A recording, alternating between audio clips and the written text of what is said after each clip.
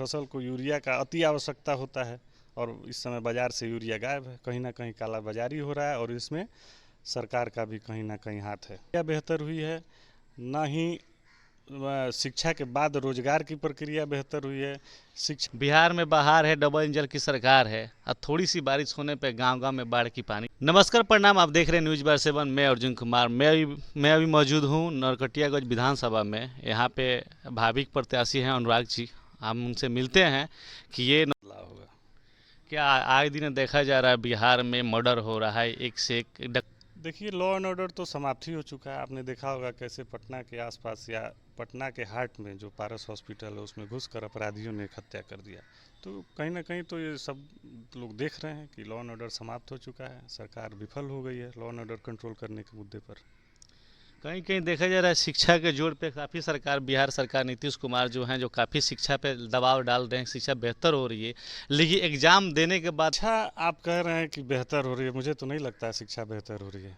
ना शिक्षा देने की प्रक्रिया बेहतर हुई है, ना ही शिक्षा के बाद रोजगार की प्रक्रिया बेहतर हुई है। शिक्षा के बाद जब लोग बैठते हैं एग्ज़ाम में और कॉम्पिटिटिव एग्ज़ाम्स में तो उसका पेपर लीक हो जा रहा है। तो कैसे कह रहे हैं कि शिक्षा का स्तर बढ़ रहा है? ये तो नीतीश कुमार जी बोलते हैं। बोलने से तो थोड़ी हो जाता है, जब तक दिखाइए करके तब ना होगा।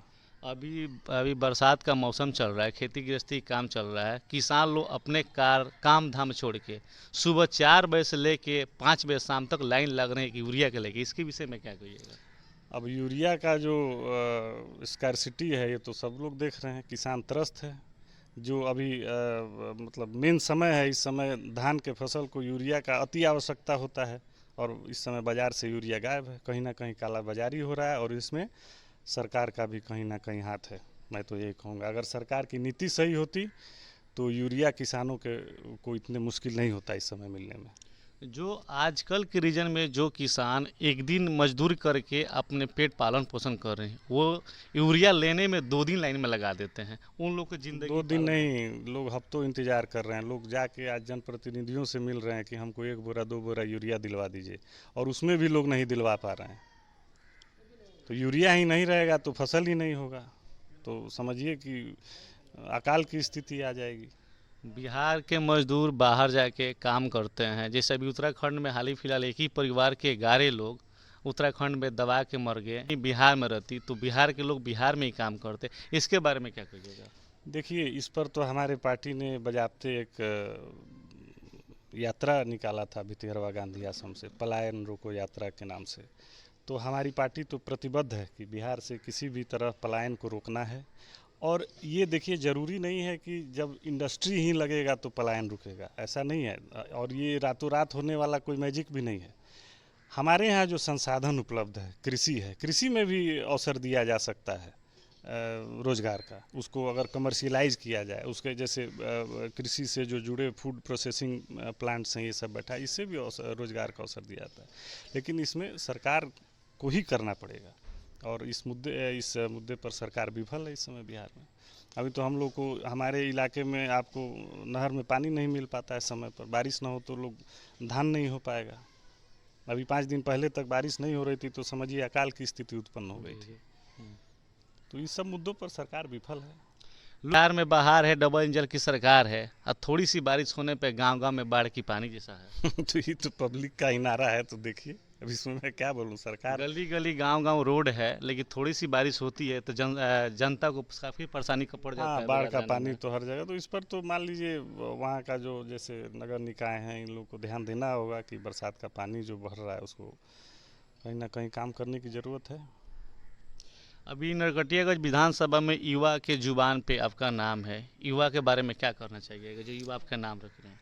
देखिए, युवाओं को मैं विशेष तौर से इसलिए कहूँगा कि आने वाले समय का जो भविष्य है भारत के, वो युवा ही हैं। तो ये मैं नहीं कर सकता हूँ रातों रात। ये मैं आपके कैमरे पर बैठ के मैं इस तरह का कोई ये नहीं आश्वासन नहीं करता हूँ कि मैं जीतने के बाद रातों रात युवाओं की तस्वीर बदल दूंगा। ऐसा नहीं हो सकता है। जी। लेकिन प्रयास मेरा रहेगा, और मैंने पहले भी बताया कि मेरी पार्टी भी प्रतिबद्ध है कि पलायन रोककर और रोजगार के अवसर। राहुल जी भी इस पर प्रतिबद्धता दिखाएं, कई बार बोल चुके हैं, जगह जगह पर आज भी बोल रहे हैं कि युवाओं को अपने जगह पर जहाँ के हैं वहाँ पर उनको रोज़गार देने की बात कही जा रही है, तो निश्चित तौर पर ये युवाओं के भविष्य की ही बात है। जो आपकी विधानसभा नरकटियागंज से आप जो चुनाव लड़िएगा, अगर आपकी जीत हासिल हो जाती है तो पहल की प्राथमिकता की क्या रहेगी? देखिए, पहला प्राथमिकता दूसरा प्राथमिकता कुछ नहीं होता है। प्राथमिकता यह रहेगा कि नरकटियागंज को विकास के रास्ते पर आगे बढ़ाया जाए। मैं क्षेत्र पिछले कई महीनों से भ्रमण कर रहा हूँ और मैं जो कहीं कहीं पर गया हूँ, जैसे मैं एक गांव का नाम भी बताऊंगा आपको, दुर्गलिया है। वहाँ पर पिछले 10 साल से उस गांव का जो मुख्य मार्ग है उसका निर्माण नहीं हो सका है और करीब 3 फीट गड्ढा है वो पूरे गांव के उस सड़क में, और हल्की सी बारिश में उसमें आप मोटरसाइकिल लेकर भी नहीं जा सकते हैं। तो ऐसे ऐसे जगहों को चिन्हित करके, और मेरा प्राथमिकता रहेगा कि उन जगहों को पहले वहाँ पर सड़क का निर्माण किया जाए। ऐसे ऐसे जब हम जाएंगे गांव के लोगों से पूछेंगे तो बहुत सारे जगह हैं, ये सब किया जाए। और इसके अलावा विधानसभा की जो जनता है उसके लिए मैं हमेशा उपलब्ध रहूं।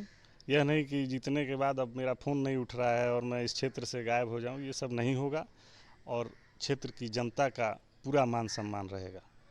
आप देख रहे हैं कि अनुराग जी का कहना है कि अगर मैं विधानसभा जीत जाऊँ जाके और इस बातों को रखूंगा, यहाँ पे कहीं कहीं ऐसा ऐसा चीज जगह है जहाँ नाली है, वहाँ गांव में लोग जाने आने की कठिनाई होती है, मोटरसाइकिल भी नहीं निकल सकता है।